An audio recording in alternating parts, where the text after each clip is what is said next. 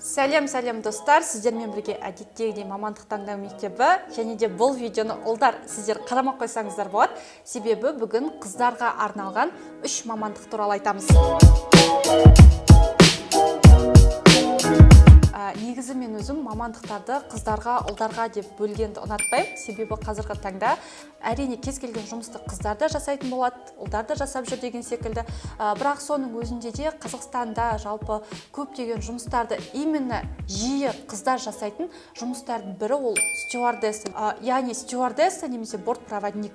Бұл маман иелері негізі әрине бұл жерде де ер адамдар жұмыс жасайды, бірақ көбіне қыздар жұмыс жасайтын болғандықтан осы мамандықты осы категорияға қосқым келді. Жиі сұралатын мамандықтардың қатарына десек те болады. Өте көп оқушылар жекеге болсын, инстаграмға болсын, тиктокқа болсын, немесе ютубқа болсын, осы мамандық туралы түсіндіріңізші дейді. Бұл мамандыққа, жалпы бұл маман иесі болу үшін сіз арнайы бір университетке оқудың қажеті жоқ, бұған арнайы бір білім алудың қажеті жоқ. Бұл маман иесі болу үшін сізде талаптардың бірі ол жасыңыз 18-ден жоғары болу керек. Тілді еркін сөйлеуіңіз керек. Қазақ тілі, ағылшын тілі деген еркін. Қаншалықты тіл жақсы білсеңіз, соншалықты жақсы десек те болады. Одан кейін, мысалға, бойға қатысты ешқандай критерий жоқ. Яғни бойыңыз 170-180 см болу керек деген нәрсе жоқ. Егер де сіздің бойыңыз 162 болып, қолыңызды созған кезде меркі бойынша 2-10 сантиметрге жетсеңіз, онда сіз стюардесса маманы бола аласыз. Не үшін 2-10 сантиметрге қолымыз жету керек? Өткені білесіздер, самолетта жалпы бұл маман иелер үнемі клиенттерге көмектесу барысында мына жерде ашып, жауып отырғандықтан бұл маман иелеріне әрине талап осындай. Бір қатып қалған заң жоқ. 1,70, 1,80 бойы болу керек деген нәрсе жоқ. Және де жұмысқа тұру үшін сіздер тікелей бірінші қай компанияға жұмысқа тұрғыңыз келеді, соның сайтына кіресіз, заявление жазасыз, яғни онлайн заявка толтырасыз. Толтырғаннан кейін сізге 1-2 аптадан кейін міндетті түрде маман иелері, яғни егер де кадр керек болса хабарласады. Одан кейін сіз бірінші этапқа өтесіз. Бірінші этапта көбіне сіздің түріңізді, бойыңызды жалпы сол жағын тексереді. Одан кейін бұл этаптарға сай болсаңыз, ағылшын деңгейіңіз жақсы болса, одан кейін екінші, үшінші этаптарда өтесіз. Ол жерлерде не жасайсыз? Әрине сіздермен тікелей собеседование болады, әрине сіздерге топтық жұмыстар болады. Ол жерде сіздің белгілі бір жағдайда, белгілі бір ситуацияда қалай іс-әрекетке көшетініңізді, қалай шешім қабылдайтындарыңызды тексереді. Одан кейін барып медициналық тұрғыдан сіз барлығына дайынсыз ба, көзіңіз, құлағыңыз барлығы дұрыс па екенін тексереді. Одан кейін тағы да стюардессаны жұмысқа алған кезде ескеретін ақпарат ол сіздердің жүзе алатындарыңызды, жүзе алмайтындарыңызды қадағалайды. Өйткені не үшін жүзу керек? Өйткені белгілі бір самолет құлағанның өзінде көбіне білесіздер, мұхиттарға, теңіздерге сулы жаққа қарай құлауға тырысады. Құлаған жағдайда әрине сол кезде стюардесса жүзе алып пассажирларға көмектесу керек. Сіздерді сондай этаптардан өткізіп, егер де сіздер сол этаптарға сай болсаңыздар, сол арқылы жұмысқа қабылдайды.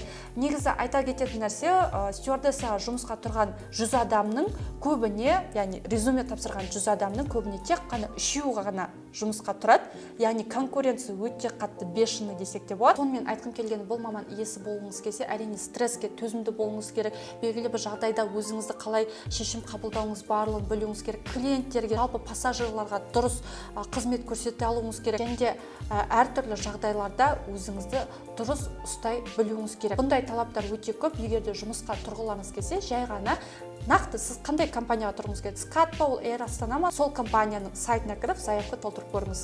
Қыздарға кеңес беретін екінші мамандық ол косметологтар.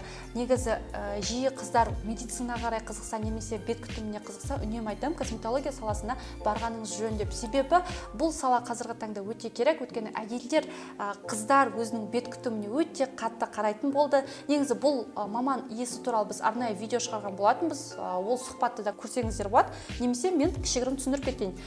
Негізі косметолог болу үшін сіздерге арнайы медициналық білімнің қажет жоқ, бірақ медициналық білім болса, ол сізге үлкен плюс. Яғни косметолог, массажист болып та ары қарай жұмыс жасауға болады. Ал егер де медициналық біліміңіз жоқ болса, қосымша курстарды оқып, сіз эстет косметолог бола аласыз. Яғни ешқандай арнайы бір операцияларсыз, арнайы уколдарсыз, жай ғана әртүрлі маскалар жасау, әртүрлі уходтар жасау арқылы клиенттеріңізді қабылдай аласыздар.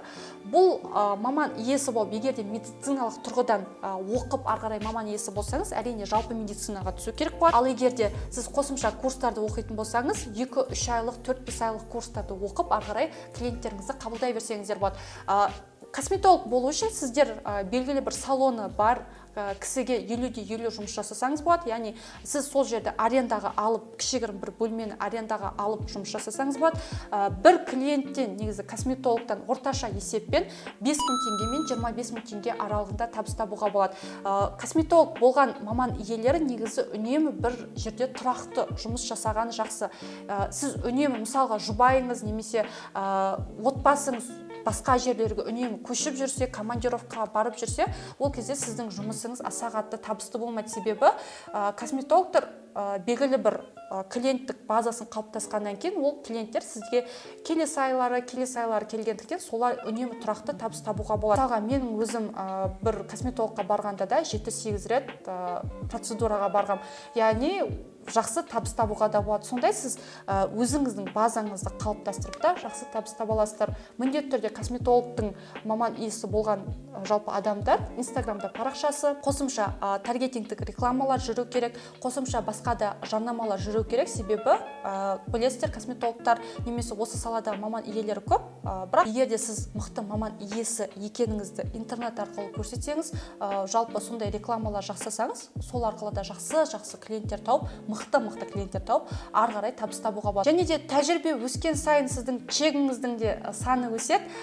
Содан кейін орташа есеппен 600-700 мың теңге табыс табуға болады. Соңғы мамандық ол дизайнерлер. Негізі қыздар өте қатты қызығады. Дизайнер болса мүмкін, киім дизайны немесе әртүрлі басқа саладағы дизайн болса мүмкін дейді. Дизайн саласында да өте көп маман иелер бар. Ол веб-дизайнерлер бөлек. Біз ол туралы бөлек сіздерге түсіндірдік. Енді киім дизайны туралы айтайық. Жиі бұл маман иелерін әрине қыздар болып жатады. Егер де сіз бұл мамандыққа қызықсаңыз, біз кеңес беретін университет ол Жүргенов атындағы өнер академиясы. Бұны Жүргеновте коды 6B02189 кодымен сіздер осы мамандыққа түсе аласыздар. Оқу арқылы 4-5 жыл оқып, сіздер жақсы маман иесі боласыздар. Киім дизайнерлер орташа есеппен негізі 200-300 мың теңге табыс табады.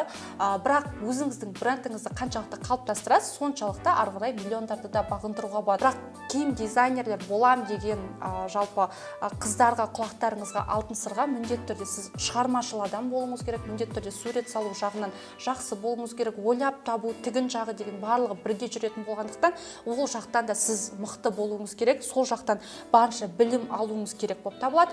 Және де басқа дизайнерлер қазіргі таңда не трендте болып жатыр, не керек болып жатыр, әр жыл сайынғы мысалға күзде қандай түстер модада болып жатыр деген секілді трендтердің барлығын үнемі қарап жүруіңіз керек болады. Негізі бүгін біз осындай 3 мамандықты айтқан болатынбыз. Негізі қосымша одан бөлек парикмахер, визажист, стилист деген секілді өте көп маман иелері де бар. Ол туралы сіздер қызықсаңыздар міндетті түрде Google-ға кіріп қосымша ақпараттарды іздесеңіздер болады. Немесе біздің Telegram каналымызда осы мамандықтар туралы жеке айтылатын ақпараттар, посттар жазылған. Telegram каналымызға тіркелмесеңіздер міндетті түрде тіркеліп алыңыздар. Описанияға ссылкасын қалдырдық. Сол жерде біз әрбір сіздердің сұрақтарыңызға жауап беріп, әрбір мамандықтар туралы постта жазып отырмыз. Құнды чек-листер мен ақпараттар беріп отырмыз. Қыздар, жалпы бүгін біз осындай 3 қызықты мамандық туралы кішігірім түсіндіріп кеткен болатынбыз. Қызықты болды деп ойлаймын. Егер де осы мамандыққа сіздер қызығып жүрсеңіздер, өзіңізге кішігірім ақпарат алдыңыздар деп ойлаймын. Және де құрбыларыңызбен осы видеоны бөлісуді ұмытпаңыздар, комментарий жазуды ұмытпаңыздар, біздің каналға тіркелуді ұмытпаңыздар. Келесі видеода кездескенше.